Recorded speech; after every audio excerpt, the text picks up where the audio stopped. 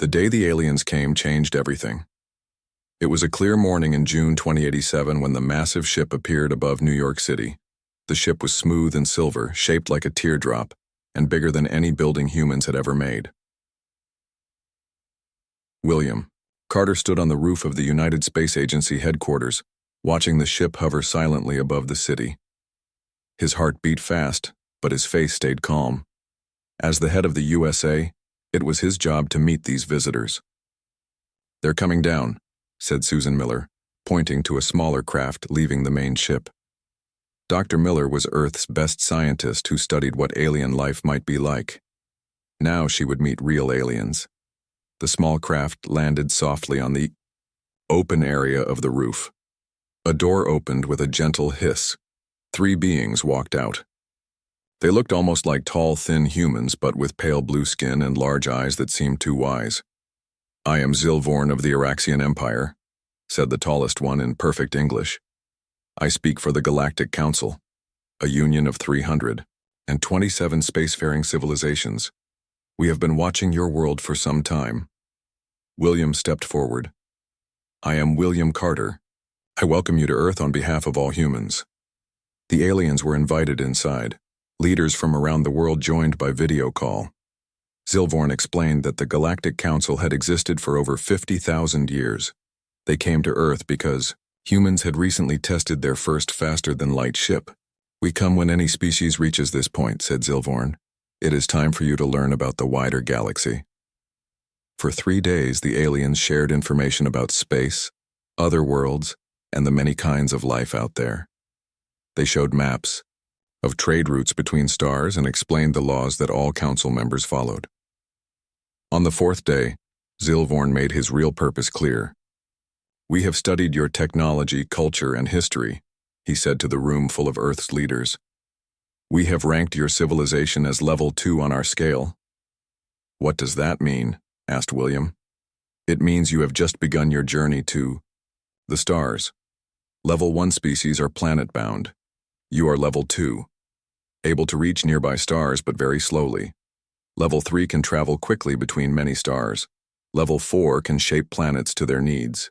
Level 5 can use the energy of entire stars. And the council members?" asked Susan. "Most are level 4 with some at level 3 or 5, said Zilvorn. His mouth made what might have been a smile.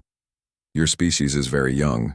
We estimate it will take you at least 300 years to reach level 3, based on your current progress." The room grew quiet. Susan Miller spoke up. "With respect, Ambassador, we learn quickly. With some help from more advanced species." Zilvorn raised a hand. "The Council does not interfere with natural development. We offer Earth observer status only. You may send representatives to Council meetings. You may trade with member worlds within limits. But you will not receive advanced technology or have voting rights." William frowned. "So you came all this way to tell us we can watch but not join?" "We came to welcome you to the galactic community, at the level appropriate for your advancement," said Zilvorn. "It is for your own good. Species that advance too quickly often destroy themselves." The Earth leaders talked in private that night. Some were angry. Others were just happy to know humans weren't alone in space. "They're treating us like children," said General Frank Harris of the North American Defense Command. "Because to them, we are children," said William. "Their civilization is 50,000 years old, ours is barely 5,000. "But they're wrong about us," said Susan Miller. "I looked at their assessment. They think we're slow learners because our technology developed in fits and starts. They don't understand how quickly we can move when we need to." "So what do we do?" asked William. "We accept their terms," said Susan with a small smile. "For now." The next day, Earth's leaders formally accepted observer status in the Galactic Council. Zilvorn seemed pleased in his alien way. "We will establish a small embassy on your moon," he said.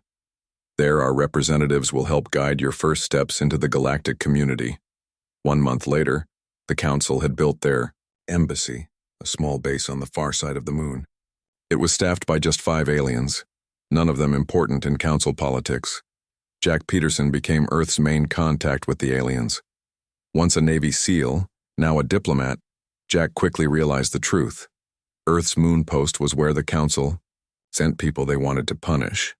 No important alien wanted to be stuck watching over a level 2 species. They think this assignment is boring, Jack told William during a private meeting back on Earth.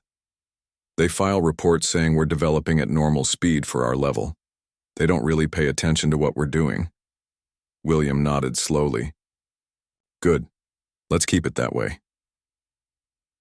Over the next few weeks, Earth's governments made a secret plan. On the surface, they would act exactly as the Council expected, a young species slowly learning about the stars. They would send observers to council meetings who would ask basic questions and seem impressed by everything. But behind the scenes, things would be different. Dr. Susan Miller was put in charge of a new program. In hidden labs across Earth, scientists would study every piece of alien technology they could get their hands on. The small trading ships Earth was allowed to build would bring back samples of materials from other worlds. General Harris would lead a secret space program, building ships and weapons far beyond what the Council thought possible for Earth. They expect us to follow their timeline, William told the secret council of Earth leaders. They think we'll take centuries to catch up. Let's prove them wrong. Jack Peterson, back at the Moon Embassy, smiled and nodded at everything the alien diplomat said. He asked simple questions about the galaxy. He acted impressed when they explained basic space concepts, and all the while, he gathered information, every detail about Council technology, politics, and weaknesses that he could learn.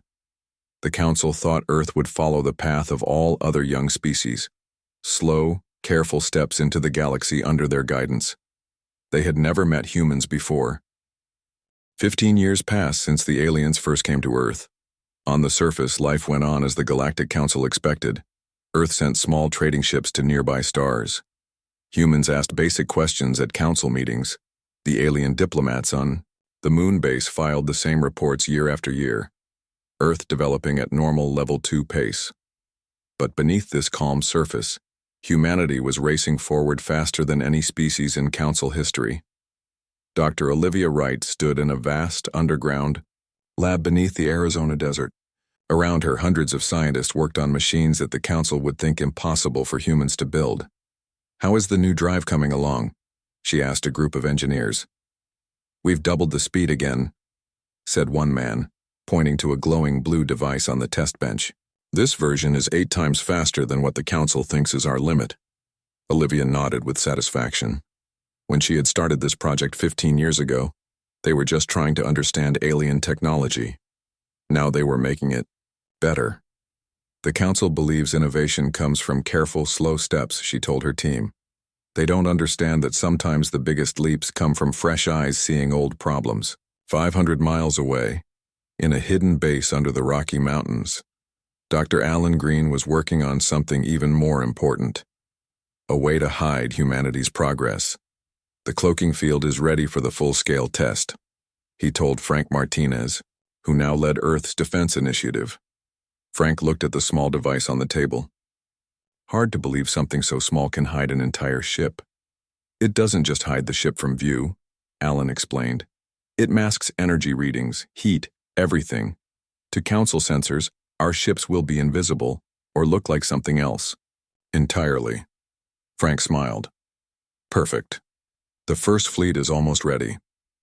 In orbit around Jupiter, far from the alien base on the moon, humans had built shipyards inside the larger moons. There, workers constructed vessels unlike anything Earth had made before. The largest ship, nearly complete, was the EDS Guardian. Over a mile long with weapons that could split an asteroid in half, it was the flagship of Earth's new fleet. 20 smaller but still powerful ships were also nearly ready. Not one of these ships had been detected by the Council. "How long until the Guardian is ready?" William Carter asked during a secure video call. Now 65 years old, he still led Earth's space program. 3 more months, replied the shipyard commander. "We're installing the final systems now." William nodded. "Good. And the colonies?" This was the other part of humanity's secret plan. While the Council thought humans were just starting to explore nearby stars, Earth had already built large bases on Mars and Europa.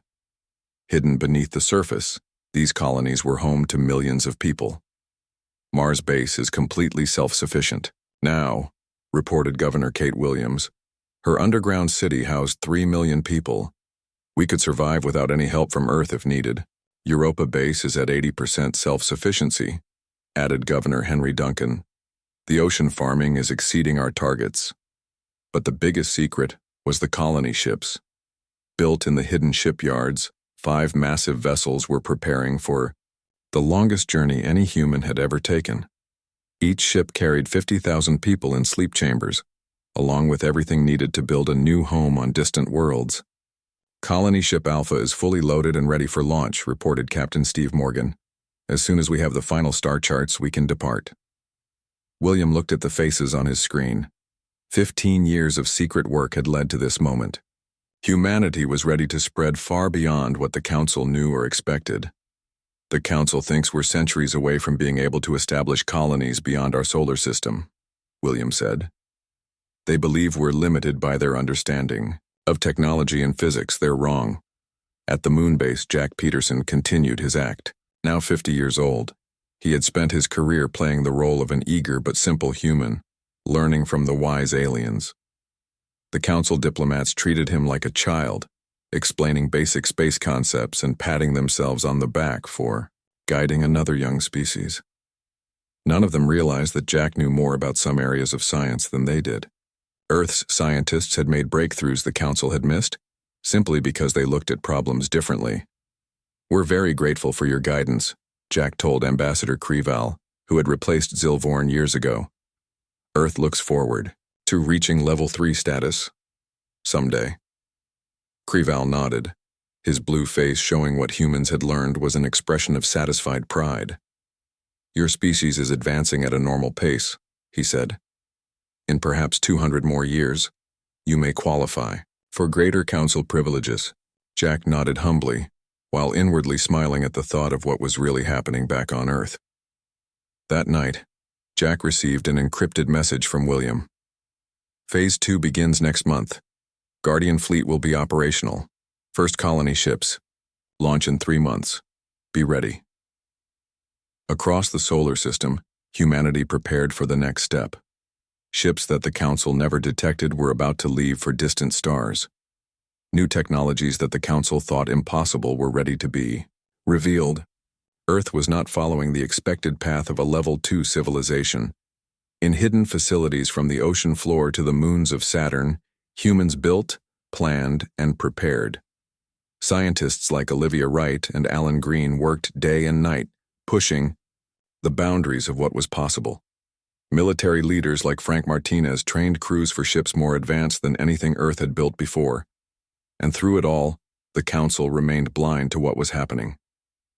Their reports continued to describe Earth as a typical young species, slowly finding its way among the stars, centuries away from becoming important. Soon, very soon, they would discover how wrong they were. The Council had made a serious mistake. They had judged humanity by the standards of other species they had encountered. They expected humans to develop at the same pace, following the same path. They didn't understand that humans had always done things differently. When pushed, when challenged, humans didn't move slowly and carefully. They raced forward, taking risks, finding shortcuts, breaking rules. The Council was about to learn this lesson, and by the time they did, it would be too late. The alarm sounded at 3:17 a.m. Earth time. In the command center beneath Denver, Frank Martinez was woken from a light sleep. "Report," he said, rushing to the main screen. "Sir, we have unknown ships entering the solar system," said the young officer, at the scanner station. "They're coming in fast from the direction of the Centauri system." Frank studied the readings.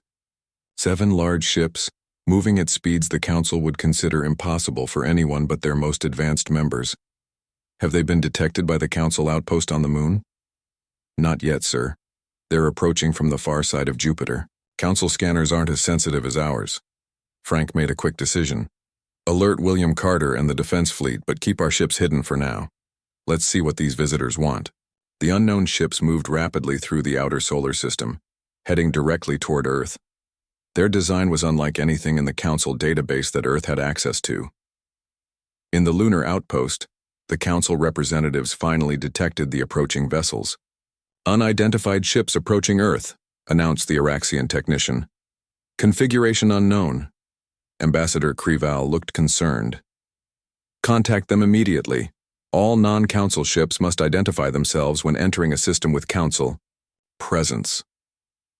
The aliens sent messages demanding identification, but the incoming ships didn't respond. Instead, they accelerated toward Earth. Jack Peterson, who had been summoned to the outpost, pretended to be scared. "Who are they? Will the council protect us?" Krival looked uncomfortable. "As an observer species, Earth does not qualify for full council protection. We will attempt to communicate with the unknown vessels, but..." "But what?" demanded Jack. "Our outpost is not equipped for defense," admitted Krival. "We can send an AESTR emergency signal to the nearest council fleet, but they are 17 days away at top speed." Jack's fake fear became real concern. These ships weren't part of Earth's plan. They were truly unknown. The alien ships reached Earth orbit in just 6 hours. Without warning, they opened fire on the orbital stations. Energy beams lashed out, cutting through the civilian research platforms that floated above Earth. In the council outpost, panic erupted. "They are attacking," shouted Krival. "We must evacuate." "What about Earth?" asked Jack, letting real anger show now. "You're just going to run?" "We have no defense capabilities here," said Krival. "Earth is a level 2 civilization. You have no defenses against ships of this class. I am sorry." The Galactic Council representatives rushed to their small ship, preparing to flee to safety. Jack Peterson sent a coded message to Earth. "Unknown hostiles attacking, council running, time to show our cards." In the hidden command center, Frank Martinez smiled grimly. "Tell Captain Lee it's time. The Defiant is clear to engage." Near the dark side of Earth's moon, hidden by Alan Green's cloaking technology, the EDS Defiant and 5 other battle cruisers had been waiting. Now they dropped their cloaks, appearing suddenly on all scanners. Captain Samantha Lee sat in the command chair of the Defiant, Earth's most advanced warship. At 42, she had trained her entire adult life for this moment. "All ships weapons free," she ordered. "Protect Earth at all costs." The Earth ships moved with incredible speed, unleashing weapons far beyond what a level 2 civilization should possess. Plasma beams cut through the first alien ship, splitting it in half. Quantum torpedoes shattered the second vessel into dust. In the council outpost, the fleeing aliens froze in shock as their scanners showed the Earth fleet. "Impossible," whispered Krival, watching the battle unfold. "Those ships, that technology, it should be hundreds of years beyond Earth's capability." The attacking aliens fought back fiercely. They had come expecting an easy conquest, finding instead a prepared and advanced defense force. Their weapons were powerful, damaging 2 of Earth's smaller ships. On the Defiant's bridge, Captain Lee remained calm as her ship shook from a direct hit. "Shields at 70%, reported her tactical officer. "Target their lead ship's power. Core," she ordered. "All ships focus fire." The combined firepower of Earth's fleet punched through the alien flagship's defenses. The vessel exploded in a burst of blue energy. The remaining attackers tried to retreat, but Earth's ships were faster. Within 20 minutes, all 7 alien vessels had been destroyed. On the Defiant, Captain Lee opened a channel to Earth. Threat eliminated. No survivors to question, unfortunately. They chose to destroy their ships rather than be captured. Frank Martinez nodded on the screen. "Good work, Captain. Now for our other guests." He was referring to the council representatives who had stopped their evacuation when the battle turned in Earth's favor. Ambassador Lisa Chen, Earth's official representative, to the council, transported to the lunar outpost. She found the aliens staring at sensor screens in disbelief. "Ambassador Krival," she said calmly. "As you can see, the situation has been handled." Krival turned to her, his large eyes wide with shock. "Those ships, that technology, your species cannot possibly have such capabilities." Lisa smiled. "And yet we do." "Why did you hide this from the council?" demanded Krival. You classified us as level 2 and dismissed us, replied Lisa. You decided what we could and couldn't do. So we did what humanity has always done when underestimated. We proved you wrong. Jack Peterson joined them, dropping his act of simple, human diplomat. The ships that attacked us were Vexthar, weren't they? We found references to them in your database. Creval nodded slowly. Yes, a hostile species from beyond Council space. But how did you access that information? Your clearance level was whatever we needed it to be, finished Jack. You should upgrade your security systems. We broke through them years ago. The Council aliens looked at each other in growing alarm. How many ships do you have? Asked one of them. Lisa Chen smiled again. Enough. Creval gathered himself. I must report this to the Council immediately. This changes everything about Earth's classification and status. Yes, agreed Lisa. It does. But first, let me be clear about something. Your reports will show that Earth handled this attack without Council help. The Council that classified us as primitive and denied us protection treaties. Remember that part clearly. As Creval hurried to send his emergency message to the Council core worlds, Jack Peterson and Lisa Chen watched Earth's fleet patrol the solar system on the scanner screens. How long do you think it will take them to realize the full extent of what we've done? Asked Jack. Lisa looked at the small indicator in the corner of her tablet, showing the progress of Earth's colony ships already far beyond the solar system. Too long, she said quietly. As always, too long. The Great Hall of the Galactic Council buzzed with worried voices. On the huge central platform, High Counselor Zexurian of the Mindari Collective called for order. We will have silence, he commanded, his voice echoing through the vast chamber. The hall quieted. Representatives from over 300 species sat in rising tiers around the central floor. Many looked scared, some looked angry. We have called this emergency session to address the Earth situation, said Zexurian. Ambassador, Creval, please present your report. Creval stepped forward, still shaken by what he had seen on Earth's moon. 3 days ago, Vexthar raiders entered the Sol system and attacked Earth, he began. They destroyed several orbital platforms before being engaged by previously unknown Earth defense forces. Images appeared in the air above the platform, showing Earth ships in battle. These vessels represent technology far beyond Level 2 classification, continued Creval. They destroyed the Vexthar fleet in less than 30 minutes. Murmurs spread through the hall. How is this possible? Demanded War Minister Polax of the Bernari Imperium, his red scales flaring with anger. Earth was evaluated 15 years, ego and classified as Level 2. They should not have this technology for at least 3 centuries. It appears they developed much faster than our models predicted, said Creval. Human innovation does not follow standard patterns. Or they hid their true capabilities from us, said Polax. This deception is an act of hostility. High Counselor Zexurian raised his hand for quiet. What we need is more information. We must send a proper delegation to Earth immediately. I have more to report, said Creval. After the battle, Earth's representatives informed me that they have been advancing their technology in secret for the past 15 years. They were displeased with being classified as Level 2 and denied full Council protection. So they lied to us, said Polax. No, corrected Creval. They simply did not volunteer information about their progress. Our observers, myself included, failed to notice what was happening. The Council chamber erupted in debate. Some members argued that Earth should be punished for their deception. Others suggested that humans could be valuable allies with their rapid innovation. Meanwhile, on Earth, Global President Daniel Cooper addressed the United Nations. For 15 years, we have prepared for this day, he said to the gathered leaders. The attack by the Vexthar forced us to reveal some of our true capabilities. Now the Council knows we are not the simple Level 2 civilization they dismissed. The room filled with applause.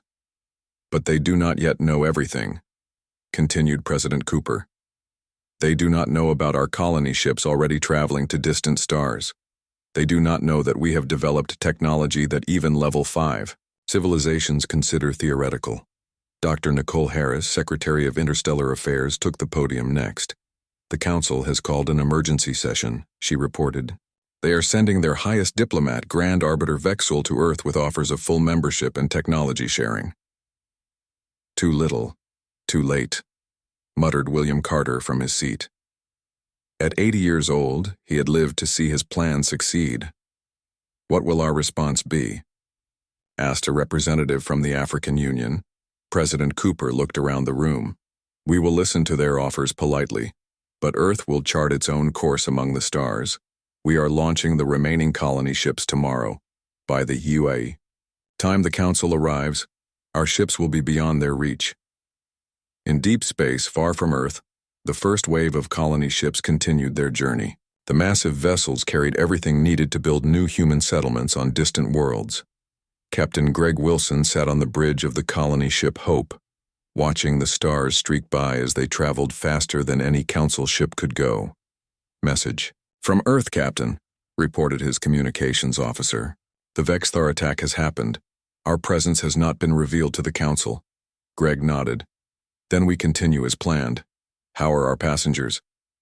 All 50,000 still in deep sleep, sir. All systems normal. Greg looked at the star. Map showing their destination, a planet orbiting a yellow star 2,000 light-years from Earth.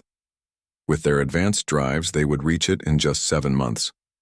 The Council thought we would take centuries to reach other stars, he said quietly. We'll be building cities on new worlds before they even understand what happened. Back in the Council chamber, the debate continued. Finally, High Counselor Zex Urian made his decision. We will send Grand Arbiter Vexul to Earth immediately. He will offer humans full Council membership with all rights and privileges. We must bring them into the Council before they destabilize the Galactic Order. War Minister Polax objected. They cannot be trusted. They deceived us once already. Would you rather have them as enemies? Asked Zex Urian. I have reviewed all available data on humans. They are unlike any species we have encountered. Their history is filled with rapid advancement during times of challenge. They do not follow expected development patterns. All the more reason to control them, insisted Polax. I fear that may no longer be possible, said Zex Urian. 3 days later, Grand Arbiter Vexul arrived at Earth in the most impressive ship the Council could send. The massive vessel, covered in glowing symbols of Council authority, settled into orbit around Earth. Dr. Nicole Harris met the Grand Arbiter in a conference room in the new space station Earth had revealed in orbit. The station was larger and more advanced than anything the Council had seen humans build before. Dr. Harris, began Vexul with careful politeness, I bring greetings from the full Galactic Council. We are impressed by Earth's recent demonstration of technological advancement. Nicole nodded. Thank you, Grand Arbiter. The Council wishes to correct an error in judgment, continued Vexul. We now recognize Earth as a Level 3 civilization, eligible for full Council membership. We offer access to our technology databases and trading networks. Nicole smiled slightly. That's very generous, but we've had 15 years to develop our own technology. We've looked at what you're offering, and I must tell you, we've already developed most of it, often in more efficient ways. Vexul blinked in surprise. That seems unlikely. Would you like a demonstration? Asked Nicole. She pressed a button on the table. A hologram appeared, showing the technical details of the Grand Arbiter's ship. Your vessel uses quantum fold drives for propulsion, she said. Very impressive. Our ships now use something we call slipspace technology. It's roughly 3 times faster and uses half the energy. Vexul stared at the hologram. How did you scan our ship? Those are classified systems with Council protection fields. As I said, we've been busy, replied Nicole. The Council made a critical error in dismissing us 15 years ago. You gave us a goal, to prove you wrong. For the first time in his long diplomatic career, Grand Arbiter Vexul found himself speechless. 5 years passed since Earth revealed some of its true power to the Galactic Council. In that time, the galaxy changed more than it had in the previous 1,000 years. Admiral Paul Bennett stood on the bridge of the EDS Explorer, the largest ship humans had ever built. At 2 miles long, it carried everything needed for the most ambitious mission in human history. "Status report," he said to his crew. "All systems ready, Admiral," replied his second-in-command. "The jump drive is charged. We can leave whenever. You give the word." Paul nodded and looked at the view screen. Earth shone blue and beautiful against the black of space. It might be years before he saw it again. "Send the final message to Earth Command," he ordered. "Tell them the Andromeda mission is ready to begin." The explorer was going to do something no Council species had ever attempted: travel to another galaxy. With 30,000 crew members and the most advanced technology Earth had developed, they would build the first human outpost in the Andromeda galaxy, over 2.5 million light-years away. The Council had said such a journey was impossible. Humans had decided to prove them wrong, again. On Earth, the Global Council watched as the explorer prepared to depart. William Carter, now 85 years old and retired, sat in a place of honor. "I never thought I would see this day," he said, to Dr. Gary Foster, who now represented Earth to the reformed Galactic Council. "When the aliens first arrived and told us we were too primitive to matter, I hoped we might prove them wrong. But this," he gestured at the screen showing the explorer, "this goes beyond even my dreams." Gary nodded. "The Council races are still trying to understand how we advanced so quickly. Some of them are scared of us now." "They should be," said William with a small smile, "not because we wish them harm, but because we've shown that all their rules about how species develop are wrong. In the years since the Vexthar attack, humanity had established colonies on 37 planets in different star systems. The colony ships had all reached their destinations safely, and new human cities were growing on distant worlds. More importantly, the Galactic Council had changed. The old system of ranking civilizations by levels had been abandoned. Younger species that had been held back were now given more freedom to develop. Many Council races now asked for human teachers and advisors. They wanted to learn how Earth had advanced so quickly, hoping to do the same. In the Great Council Hall, Dr. Gary Foster prepared to address the Reformed Council. The chamber looked different now. The high platform where only the oldest races once stood was gone, replaced by a circular area where all species stood as equals. "Representatives of the galaxy," Gary began. "Today marks 5 years since Earth was attacked by the Vexthar, an event that changed all our paths. Today I am pleased to announce that Earth is signing a conditional alliance with the Reformed Council." Applause filled the hall, especially from the younger species who had also been held back by the old system. "But I must also announce that today, the EDS Explorer begins its journey to the Andromeda Galaxy," Gary continued. "Humanity will be the first Council species to establish a presence in another galaxy." The chamber went silent. Then whispers spread through the crowd. "Impossible," someone said. "The energy requirements alone would—" "The distance is too great," said another. "No ship could survive." Gary smiled. 5 years ago, you said our ships were impossible too. Yet here we are." High Counselor Zex Urian stepped forward. "Dr. Foster, the Council would be very interested in the technology that makes such a journey possible." "I'm sure they would," replied Gary. "And as allies, we will share some of our advances, but not all. Earth remembers being dismissed as too primitive to matter." On a smaller Council world, a group of young aliens sat in a classroom. Their teacher was Karen Mitchell, a human sent to help this species develop faster. "The most important lesson humans can teach you," Karen told her students, "is not about technology or science. It's about thinking differently. Your Council told you that advancement must be slow and careful. We say sometimes the biggest leaps come from taking risks."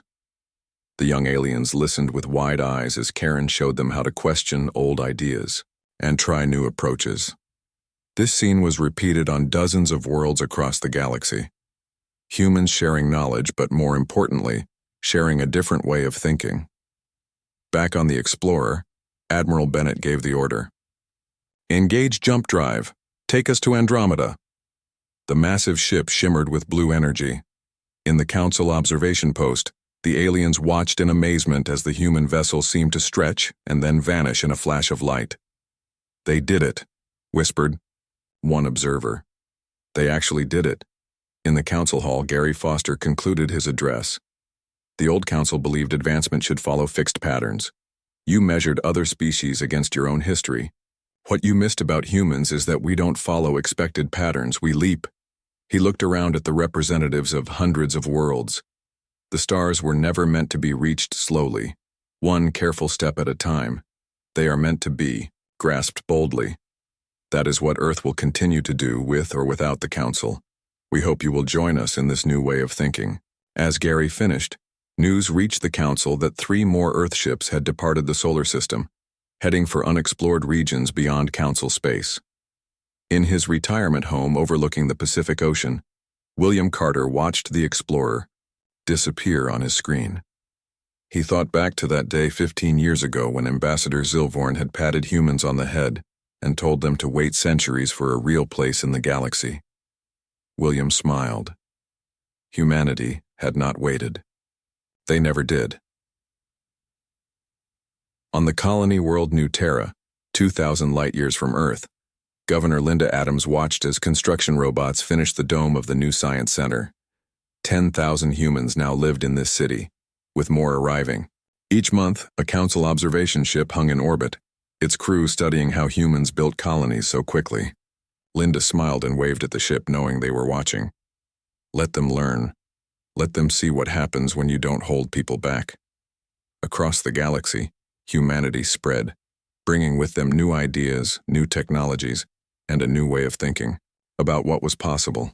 The Galactic Council had finally woken up to humanity's potential, but as the Explorer made its way to a new galaxy, the message was clear.